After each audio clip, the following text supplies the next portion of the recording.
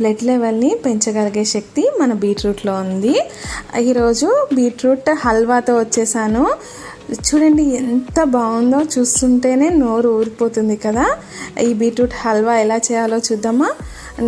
దానికి నేను ఈరోజు 1 kg బీట్రూట్ తీసుకున్నాను అండి. దానికి ఇలా పైన కింద కట్ చేసేసి తోలంతా తీసేసి సన్నగా తురుముకోవాలండి.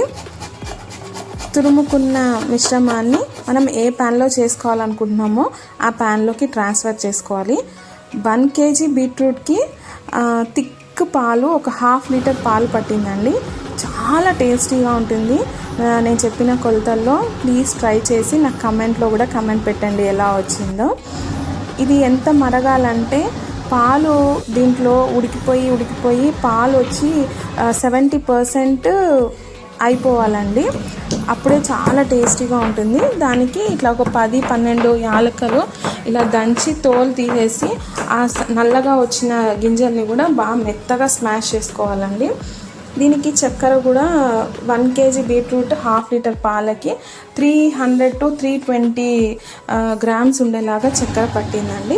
దాన్ని ఇలా పాలన్నీ అంత ఇంకిపోయిన తర్వాత చక్కెర వేసుకొని బాగా కలుపుకొని ఇది కూడా బాగా మెల్ట్ అయిపోయే వరకు బాగా మరిగించుకోవాలండి. నెయ్యి మట్టికి అప్పుడప్పుడు మధ్యలో ఒక 3 స్పూన్ 4 స్పూన్ వేసుకుంటూ ఉండి మనం కలుపుకుంటూ ఉంటే ఆ టేస్ట్, ఆ స్మెల్ చాలా బాగుంటుందండి. నెయ్యి తక్కువ తినాలనుకునే వాళ్ళు ఈ లాస్ట్లో ఒక 2 టైమ్స్ వేసుకుంటే చాలండి.